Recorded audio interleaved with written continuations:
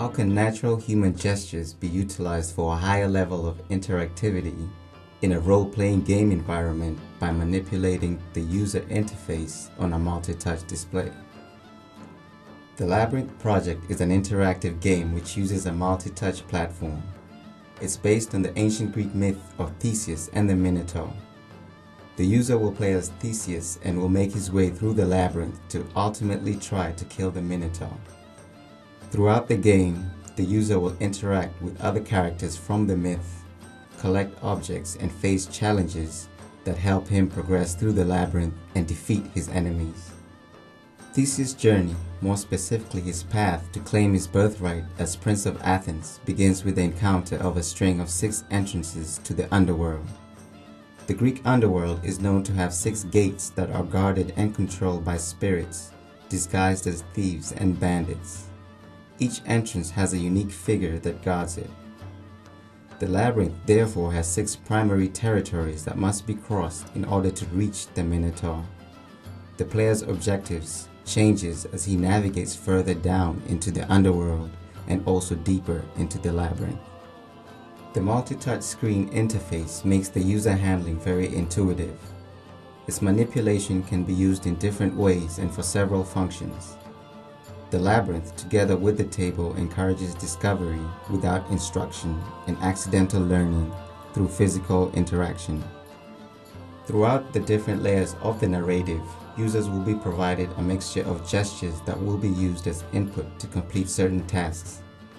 The gameplay and game tasks can be easily learned from mere exploration, but a help guide will also be present to help the user find appropriate gestures.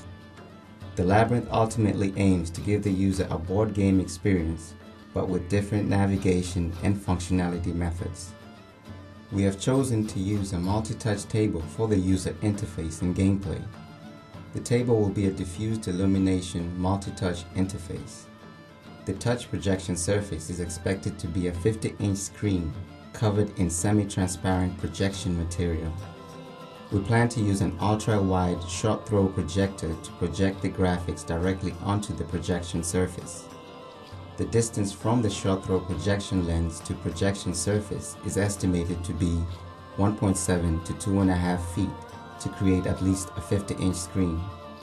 The short-throw projector will keep our table slimmer, but we're leaving an option open to use a regular lens projector. We intend to use 2 Wisecom LED infrared illuminators to irradiate the projection surface. A sheet of AMSCAN plastic tablecloth will be used in conjunction with an acrylic sheet to construct the projection surface.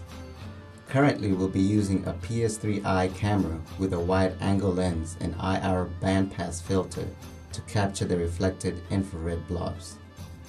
To process the blobs, we will be using Community Core Vision software to take the video input from the PS3i and output the tracking data and events. CCV will then connect and communicate with Flash, which we'll be using to create the game application. The table chassis and skeleton will be made from a steel shelving unit and modified to meet our needs. The outside of the table will be designed with Greek aesthetics and Greek-style columns on all 4 corners.